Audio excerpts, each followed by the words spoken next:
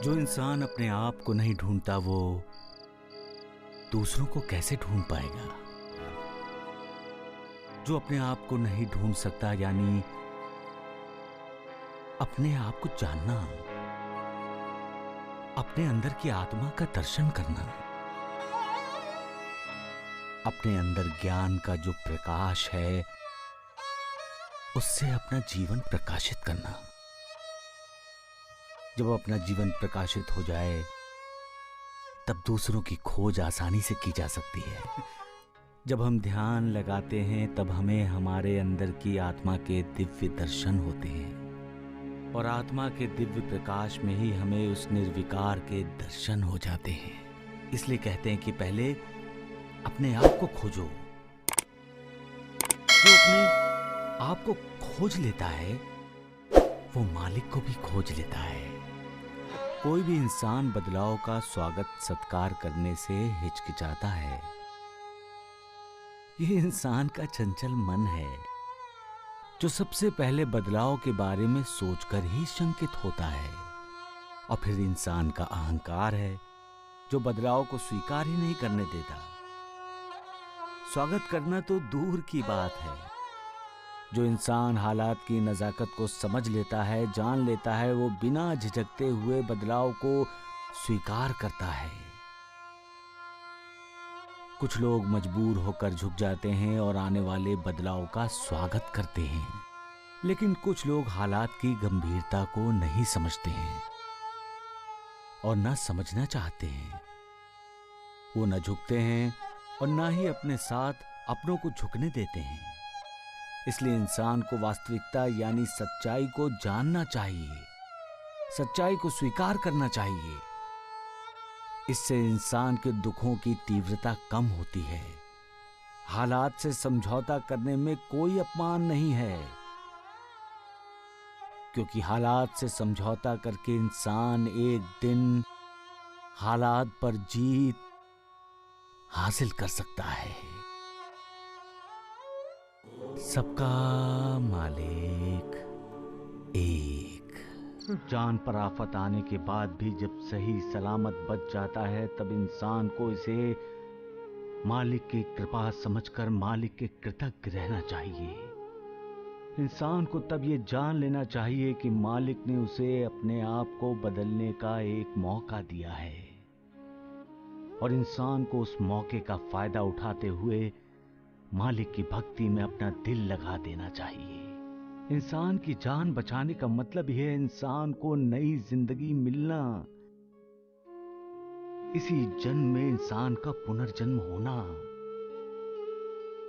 इंसान की इस नई जिंदगी का पुनर्जन्म का लाभ तभी होगा जब इंसान फिर से अधोपतन की सीढ़ियां न उतरे बल्कि अपने उद्धार की सीढ़ियां चढ़े।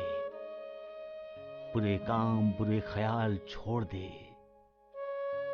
मालिक को याद करता रहे, यही तो मालिक के लिए उसकी कृतज्ञता होगी।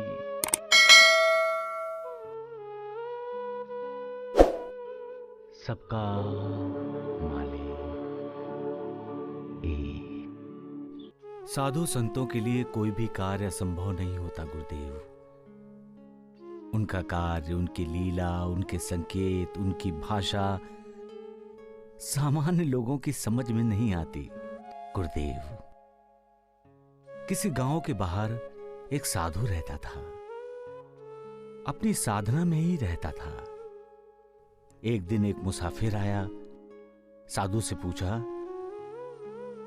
मुझे बस्ती जाना है, कौन से रास्ते से जाऊं? साधु ने कहा, बस्ती में जाना है तो सीधा जाओ, कहीं मुड़ो नहीं, तुम्हें बस्ती मिल जाएगी। गुरुदेव, साधु के कहने पर मुसाफिर सीधा गया और शमशान घाट पहुंच गया। वहां बस्ती का नामो निशान नहीं था।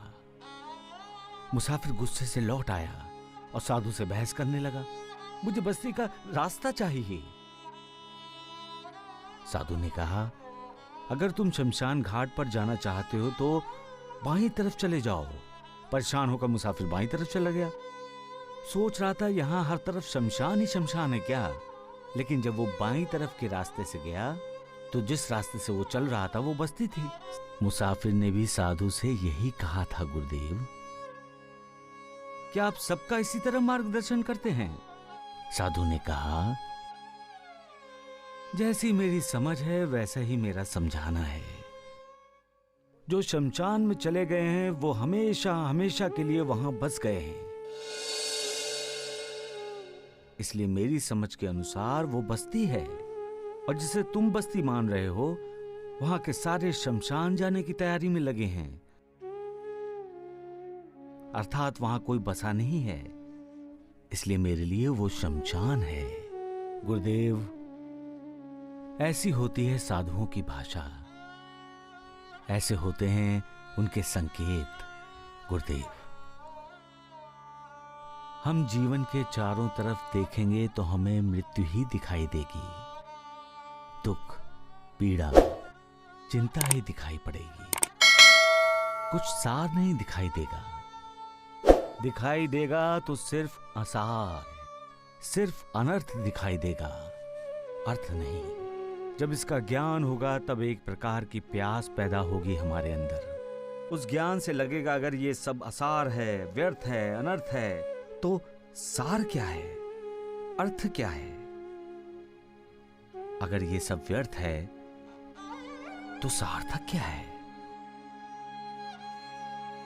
तब हमारे दिल में ज्ञान की आशा पैदा होगी, जो हमें मालिक के करीब ले जाएगी, जो हमें शिक्षा देगी कि वही सच है, बाकी सब मिथ्या है, झूठ है।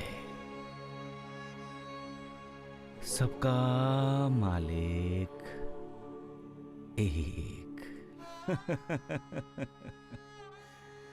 स्वांग और ढोंग कई लोग करते हैं, लेकिन उसे निभाना आसान नहीं है। झूठ बोलना आसान लगता है, लेकिन उसे निभाना आसान नहीं है।